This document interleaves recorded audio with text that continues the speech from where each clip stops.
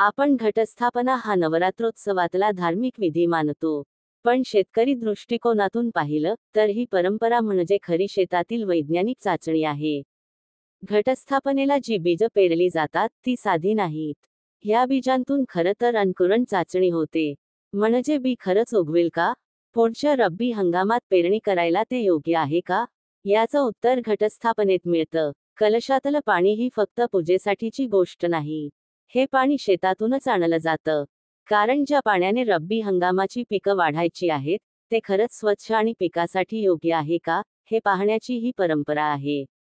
घटातली माती ही घरासमोरची नसते. ती ज्या शेतात रब्बी हंगामाचं पीक घेणार आहोत, तिथलीच घेतली जाते.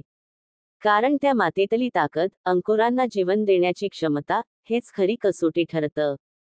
घटातल्या अंकुरांप्रमाणेच शेतातलं पीक हिरवं झालं, तर शेतकरी खुश होतो.